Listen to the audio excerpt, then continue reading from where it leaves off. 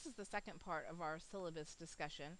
We've already talked about the different activities in the class, and we went through each one of those separately, so I'm not going to talk more about them now. There's a little chart in your syllabus that helps you know how each of the activities that we are doing is going to help you meet the outcomes for the class, that you know there's nothing that we're doing just accidentally or randomly. It all has a purpose to get you to the outcomes for the class. I list in the syllabus how you're going to be graded, what the percentage is, and you can read more about that. But what I want to get to here is some of the other important information in the syllabus. Make sure your contact information is up to date in Canvas, that the email address is the one that you prefer to get information at. The notifications in Canvas are really, really important and powerful, and that is how you get most of your information about the course. And you can tailor that to whatever works best for you. So please go in and do that.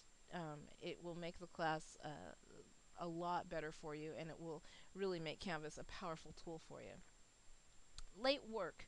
I know that life gets in the way of study, and sometimes things happen and you cannot turn in your work on time. But I expect you to think ahead and know when something happens whether you'll be able to turn your work in on time or not. In that context, you can ask for a late pass before an assignment is due. And the late pass will give you 4 extra days to do the work without a late penalty.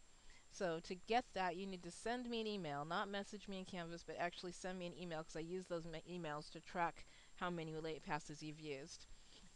So send me an email, use the words late pass in the subject line. You don't have to say why you're asking for it. I will grant it as long as you have one of your 3 left. Just tell me I want a late pass. It could be because you're sick, it could be because your kid is sick, it could be because your grandma died, it can be because you feel like watching your favorite TV show instead of doing this assignment. I don't care why you ask for it. I will just grant it to you. It is up to you to manipulate these late passes in whatever way works best for you. There's no benefit to not using them, so I encourage you to use them. If writing is a challenge for you, I've allowed extra time also if you have to go to the writing center on campus and need their assistance.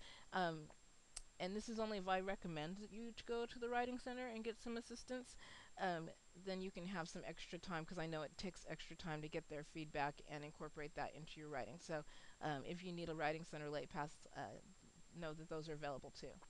Extra credit. Except for the circumstances that I've mentioned already, for discussion board, for example, I really don't do extra credit. There's just no time. The class is moving too fast. You'll barely have time to do the work you have to do, let alone do extra work. So, no extra credit. Grade reports. At 2 points during the quarter, I will give you a summary of how you are doing, and I just want you to get back to me about that. This is not a hard class. It's not, mentally difficult to understand American government. The government is pretty straightforward.